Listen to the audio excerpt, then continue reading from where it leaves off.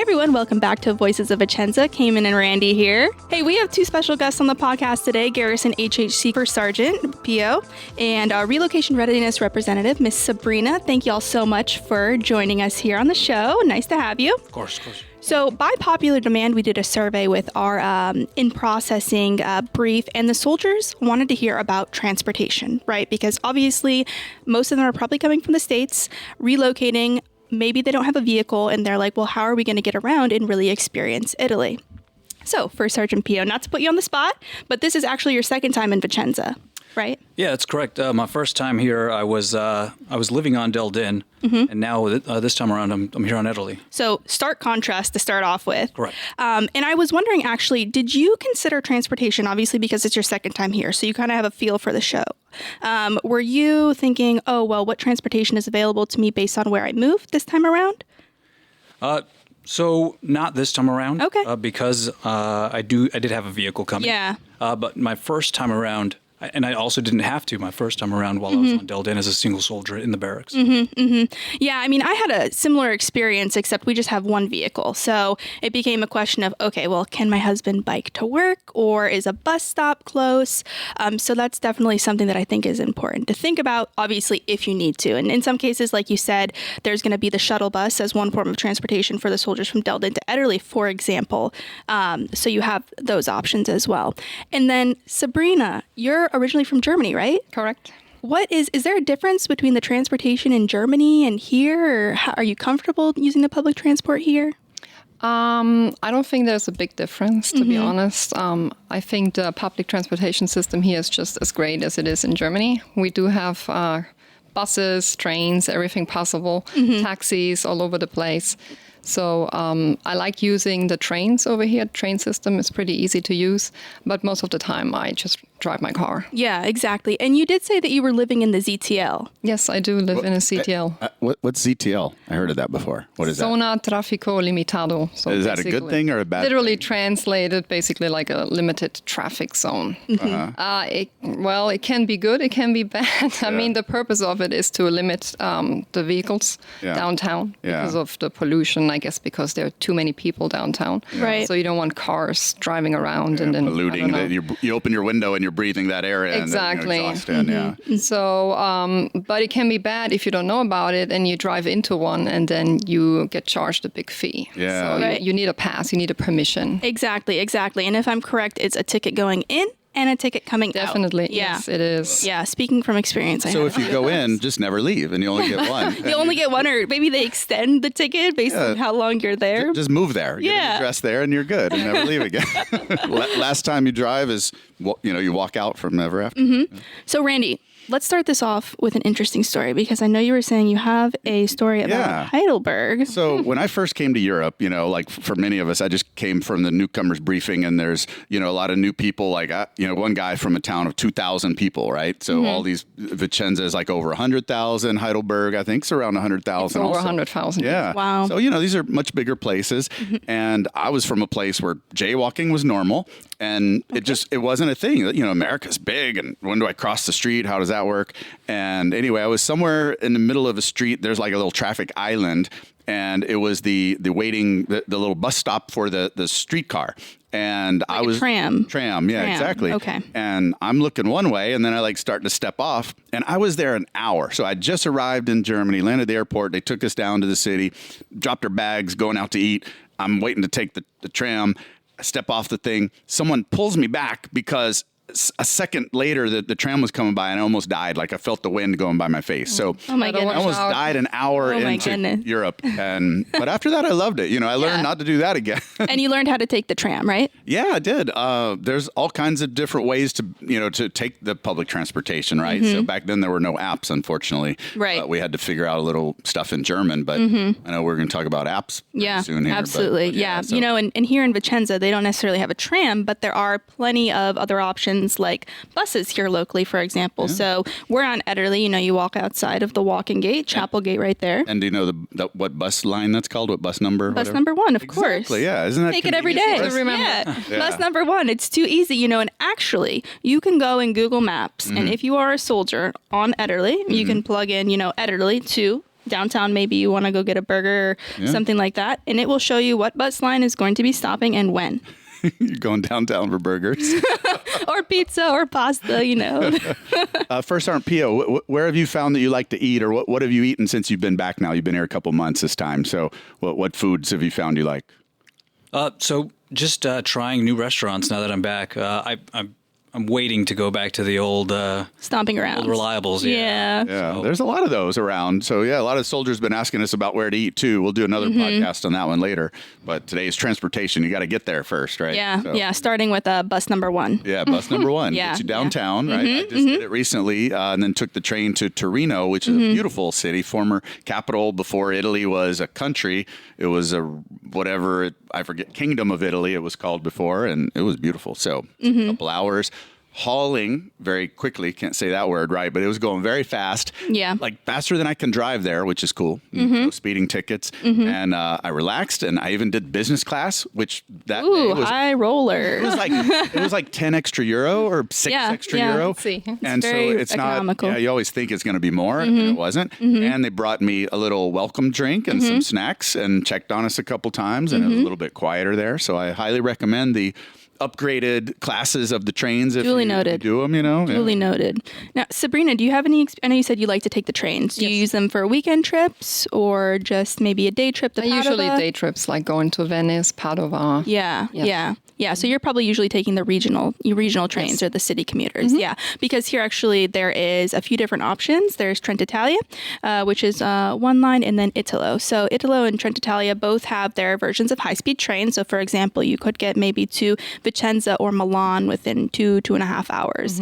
Usually it's nonstop. And then obviously, like you said, for day trip purposes, you usually have like the inner city or the more regional line. So that's where you can expect it to take maybe a little bit longer to get somewhere like Venice because they are stopping. Yeah, but it's still pretty fast, I think. Yeah. And it's easier than taking the car. Exactly. Venice, finding parking. Paying for parking. Parking is like 25 euro or something, right?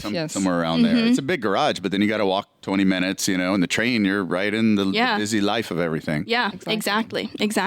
And what about air travel? Have y'all had the opportunity recently? I mean, I know we have a long weekend coming up, perhaps. There's a lot of options. Ryanair, Wizz Air. Anything particular? Not since I've been back around this time. We're kind of working our way from Italy outward. But the last time I was here, 100%. Ryanair, amazing prices on flights. Absolutely. I think I did London round trip, 99 euro. Really? Yep. And then Paris round trip, like 120 euro. Okay. Yeah. Okay. Well, hopefully you'll have some good trips in the future. Yeah. I mean. Yeah. I'm going to Sorry, Edinburgh. Randy, you looked like you wanted to say something. I was maybe I'm talking acknowledging, too much. I'm going to Edinburgh in a couple of weeks, and also less than 100, on whatever airline it is. But any of the places we mentioned today or forms of transportation, we're going to have links to all of them. Exactly. And you guys, you don't have to learn how to spell all these foreign names we're figuring out and remember this and that. We'll have all the links for as many as we can fit in. Yeah. Everything, trains, planes, automobiles, It's a funny movie. Yeah. You ever see it? I have seen that The old movie, one. actually. I know that might surprise you, but but yeah, actually I have a trip also coming up. Where are you going? Malta. Malta? Yep, Oh. on Ryanair. Nice. Yeah, and I upgraded, so I paid for a 23 kilo bag. Yeah. Are you Which on Ryanair is highballing. Yeah. Are you taking stuff? Or are you like taking stuff there or bringing stuff back? Don't tell Ross, but I want to bring stuff back. Okay. What do they have in Malta? What's good? I have absolutely no idea. Just whatever. Yeah, You but want- I'm just going with find like the out. lightest suitcase possible. I'm like, I didn't buy anything for this trip, so maybe I can You're find going to bring something. 23 kilos of stuff back. Yeah. Well, we are going to go scuba diving, so I'm thinking that wow. maybe I can use that check bag, maybe get some diving gear or something like that. I don't really know.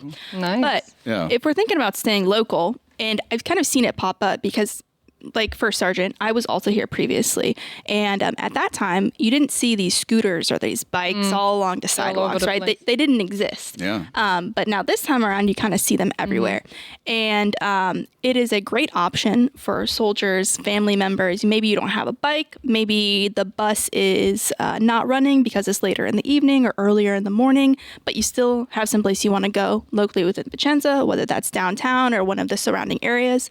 You can actually, it's called Ride Movie, rent these bikes or scooters and use it to just kind of commute around.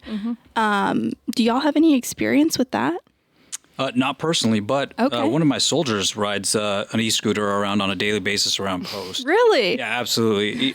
Super convenient form of transportation on post here. Yeah, and I mean it's a little quicker than walking too, right? And then you don't have to worry about parking. The one thing I will say, I'll just put in a little plug here. It's still illegal to drink and drive, whether it's a scooter or a bike. So I know, like, oftentimes soldiers or individuals will use it as a means to transport themselves from point A to point B, sometimes enjoying a beverage or two along the way, right? But just know, like, you can still definitely get a ticket. Actually, when I was in Germany, there was a major who got a ticket for riding a horse while drunk. Isn't that interesting? Can't write anything. Wait, who was drunk, the horse or the major? Maybe both, but it was definitely the major because he got the horse. ticket. Hey, first, Arndt, you said that you heard about somebody getting a good deal on something lately, right? Some type of transportation. What was that? Yeah. So my commander recently purchased an e-bike for about €50. Wow. What? Yeah, great deal at Decathlon. Is he loaning it out to everybody? We Yeah. can borrow He it? needs to be, so we can all give it a test. Well, I mean, for €50, I feel like we could go get one. That's true. We yeah. could get an office Yeah, e-bike. yeah. MWR has some stuff you can rent. Like, say you don't want to buy right away, you want to try out and see if something works for you. So they have a lot of different options you can rent and try out. Rick and I probably shouldn't tell this, but we recently rode on a tandem bike together. Oh my God, no, you didn't. Where are That's the my boss, photos? yeah. Where are the There's a photos? video even. So Really? yeah, I want to see that. Yeah, what we all do. the person on the back of this tandem bike, a 2-seater bike, has no control. I was that person, and I'm just pedaling, and I'm like, please, I'm gonna die. This Are we is so sure you were pedaling though? Because I've definitely been guilty of that. Oh, well, you have to lift your legs if you're not pedaling. Yeah. Yeah. Well, I didn't do that. Would have been, I would have felt weird too. I don't know. It was very strange experience. Have y'all ever ridden an e-bike before?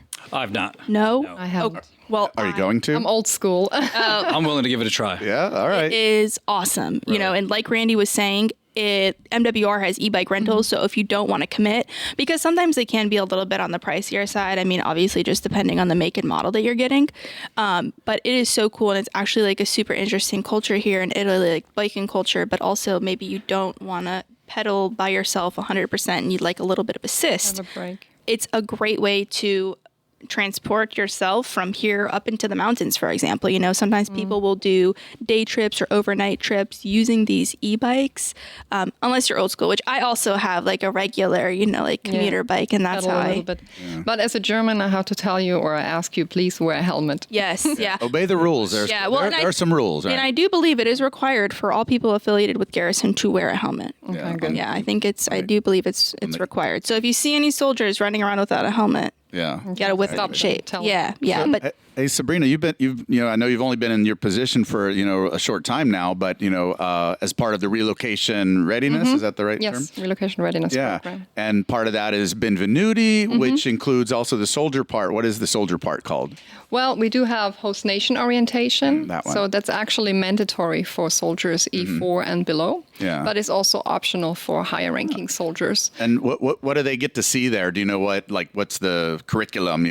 What do they learn? Well, the host nation one is a 1-day tour. We do have a Italian instructor, who takes them downtown. So they do some cultural things like going to a museum. They learn how to take the bus.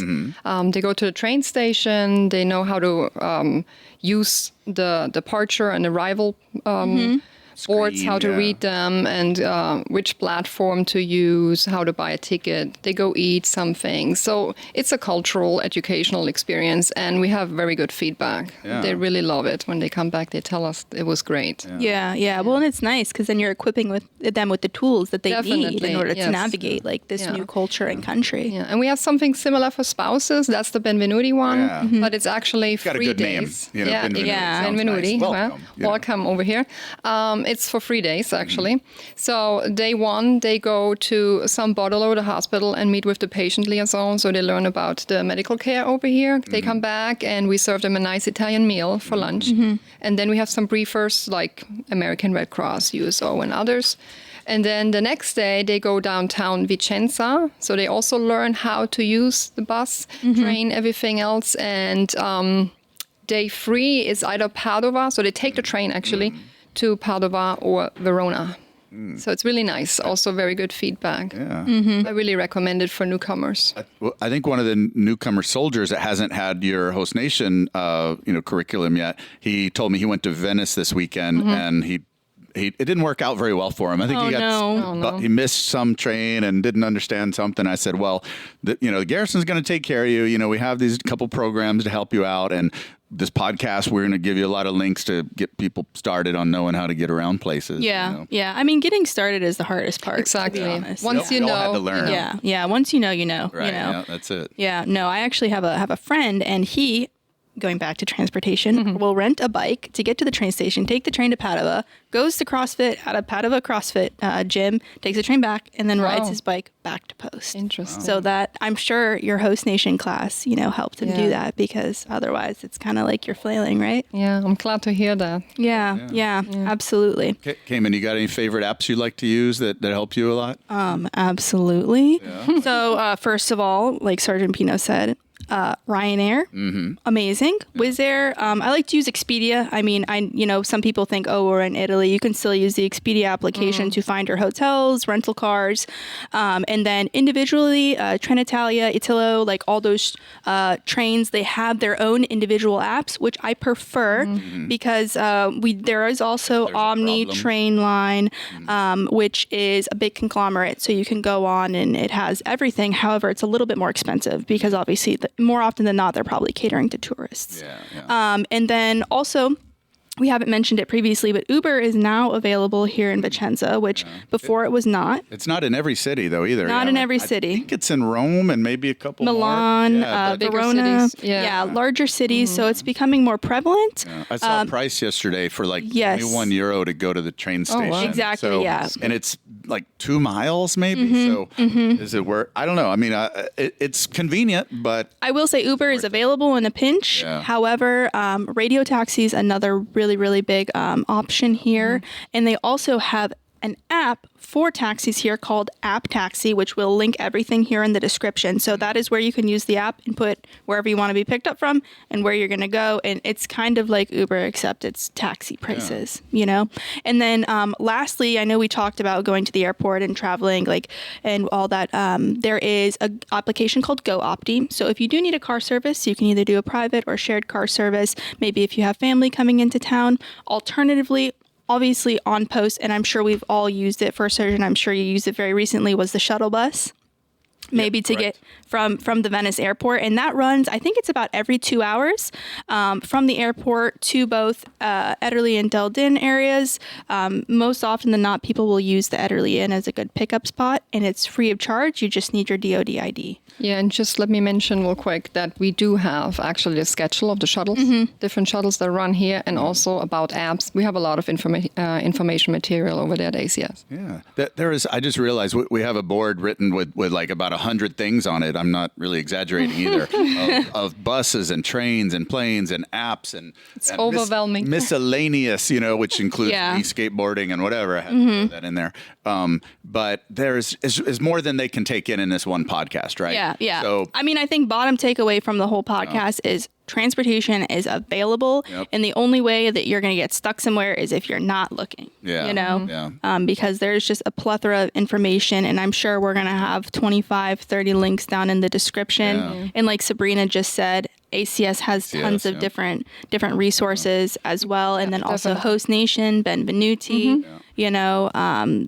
The resources are out there within Garrison. I was just thinking about Venice, for example. So in Venice, you're of course going to walk, but you can get there by car or by train, maybe even by bus if you're a little more local there. Yeah. And then once you're there, you're going to be on various either a water taxi or the water bus. There's the gondolas, of course. There's even a gondola fare. I don't know if it's called a gondola ferry. I think it's called trunchetto.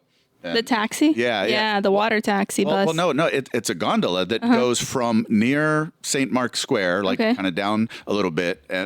maybe I'm mixing it up. I have a bad memory on things. But anyway, it does like a shortcut across to another place, and it's only a couple euros. So if you want to ride in a gondola, It's like a real gondola? It's a real gondola. No, you're on it a little more with some other strangers. It's So not it's like larger. a little larger, maybe. Okay, It's okay. not like I didn't know super about this. Not super romantic, you know. But you're still like, hey, I'm on a gondola, and I just spent only a couple euro doing it instead of 50 or 70 or whatever they charge. Have So- y'all ever had the opportunity to take a gondola before? Yes.